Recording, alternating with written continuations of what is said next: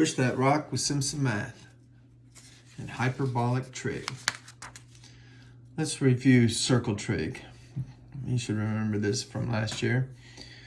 We put an angle in standard position. That means vertex here and one side here. And then there's another side that starts on the initial side but rotates around and terminates somewhere. So this one terminated here, so we call it the terminating side.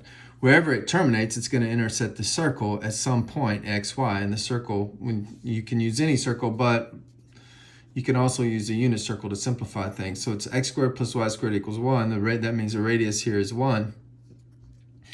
And sine is the function that takes this angle measurement and maps it to y, the y coordinate of this point. Cosine maps this angle measurement to the x coordinate. And tangent takes this angle measurement and maps it to a ratio y divided by x, so y over x. And those are the three trig functions. Now, in this game, theta represents the radian measure of this angle. It can be degrees too, but we usually convert to radian measure of this angle. But theta is also then this arc length if we're in a unit circle. If we're not in a unit circle, it's some scalar multiple of the arc length. But in the unit circle, theta is however many units long that is. And theta is twice the area of this sector.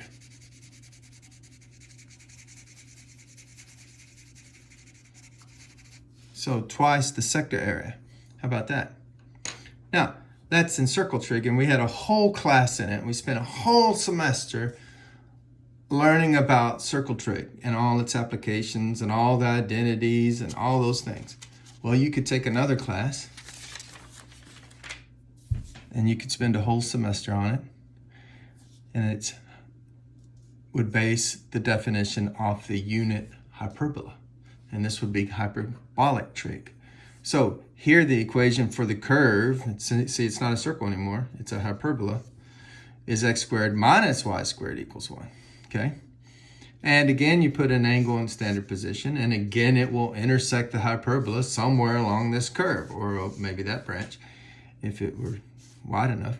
And there you can tell there's some angles where it wouldn't intersect. So pi halves it wouldn't intersect, but some angles it would.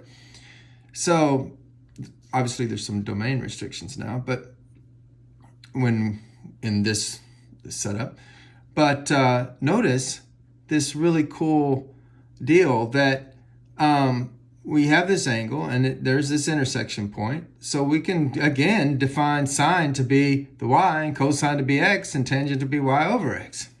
Now, when we do, we put this h here so it doesn't get confused with the circle trig.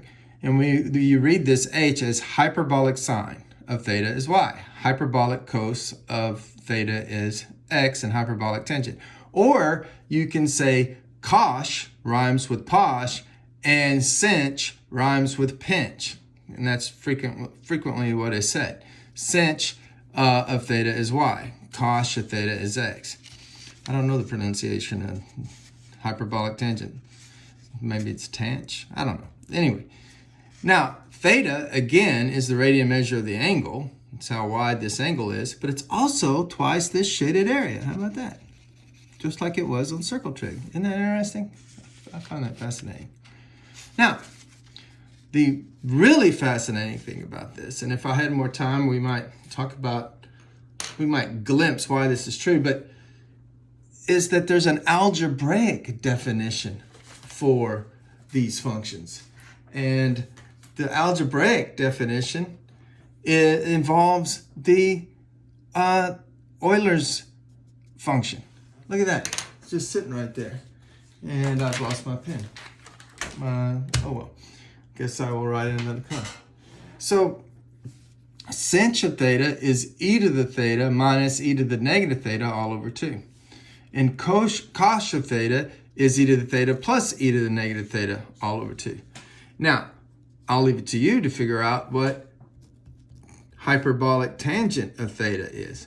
Well, you're going to have to take sine and divide it by cos. You can see immediately that when you keep change flip, this 2 is going to come in the numerator, 2 is going to cancel. I guess we'll go ahead and do it. So when I take this and I divide it by that, well, then I have e to the theta minus e to the negative theta over 2 times the reciprocal of this, 2 over e to the theta plus e to the negative theta.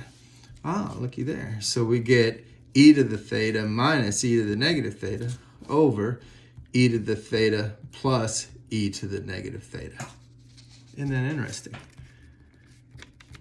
So there's your hyperbolic tangent function. Now, graphically, what do these graphs look like? Well, here's the, e to the x, just the exponential function curves like this. It's flattened a little bit by this half. So instead of at 1, it should be going through e, but I cut it down a little bit. So we have this flattened exponential curve. And if you put a negative up there, it just flips it. So we have, here it is. Okay. And if you put a negative out front, notice that sine has a negative in front of e to the negative theta over 2. So if I put a negative in front of this one that has the negative up there, so then it just flips this one down, so it looks like this.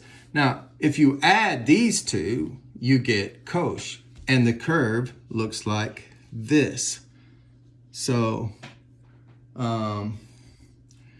this, by the way, I should have labeled this better. Remember, this is going to be 1/2.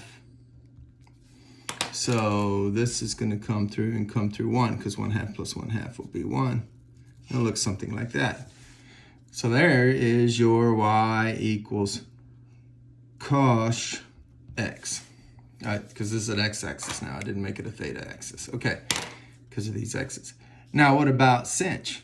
Well, it's going to add this one and this one, because it has the negative in it. So remember, sinh has the minus. So if it's adding these two, what does it look like? Well, it ends up looking like this. Of course, at 0, it'll be 0, because you'll have a half minus a half. Well, how about that? That's kind of interesting. Okay, but what are we going to use this stuff for? Oh, wait, one more thing before I get to what we're going to use it for. So here's the classic definition. Now notice it's got its own version of the Pythagorean. In circle trig, of course, we know that sine squared plus cos squared equals 1. Why is that? Well, sine is nothing more than this y, and cos is nothing more than this x. So this is cos theta sine of theta. So obviously, I can plug in cos for this x and sine for this y, and I get cos squared plus sine squared is 1. Okay. Well, I can do the same thing here.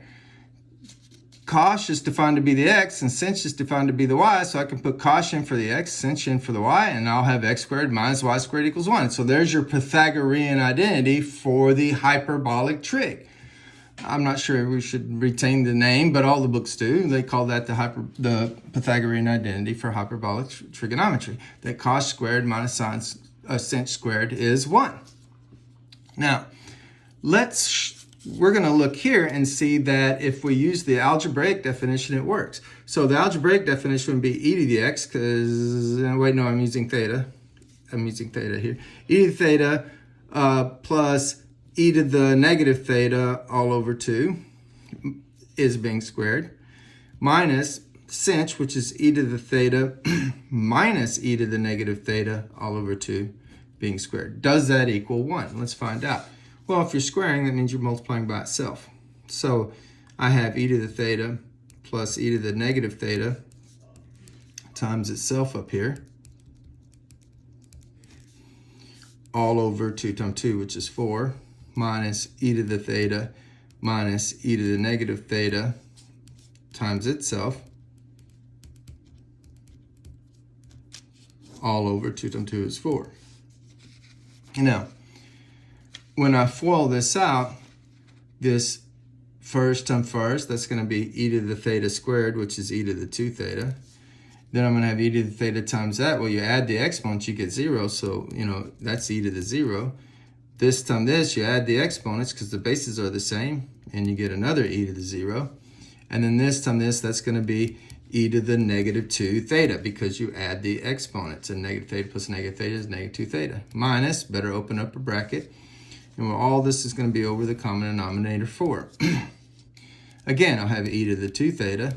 I'm going to have e to the 0, but it's going to be positive times negative, so negative e to the 0. Then I'm going to have a negative e to the 0. Why 0? Because again, you're adding those opposite thetas, and so it goes to 0. And then this times this, a negative times negative is a positive, e to the negative 2 theta. Now this negative distributes. So this guy and this guy will go away because they subtract. But this negative is going to distribute here and make both of those plus. And then this minus this positive goes away. So when I distribute the negative, I have e to the 0 plus e to the 0 plus e to the 0. The e to the 0 is 1. So I have 1 plus 1 plus 1 plus 1 all over 4. And of course, that's 4 over 4, which indeed is 1. So it works. Now, what we're going to do this for is we're going to need to be able to integrate. So we'll differentiate. So if we're differentiating, well, then that means we can jump to the algebraic definition. We can put in the algebraic definition of the cosh, and that will be this. I can kick this 1/2 out and bust that up. Okay.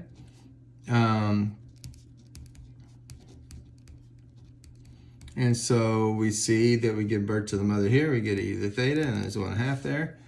Plus here, I do placenta rule. I get e to the negative theta. There's the mother, but the derivative of this comes out. Well, that's just a negative 1. Oh, so look what I get. I have 1/2 e to the theta minus 1/2 e to the negative theta. And that's nothing more than sinh. Right? Because the common denominator, you get e to the theta minus e to the negative theta all over 2. So that's sinh of theta. That means if I integrate sinh of theta, d theta, I get cosh of theta plus c. How about that? Put that in your pipe and smoke it, as my great-grandfather used to say. Well, what about sinh? Well, it's going to be very similar. Maybe I should leave you to do it. We'll walk through it in case there's questions. So the first thing you do is you substitute in. You get e to the theta minus e to the negative theta all over 2. But this half is under both of them, and you can bust it up because it's a minus. So this is the same thing as having 1/2 d to the derivative of e to the theta minus 1/2 the derivative with respect to theta of e to the negative theta.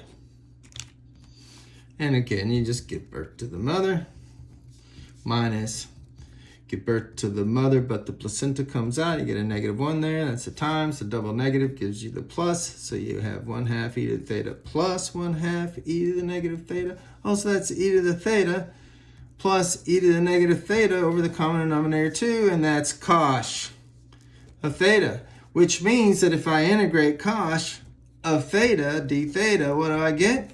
I get sinh plus c. Math made simple. Simpson math.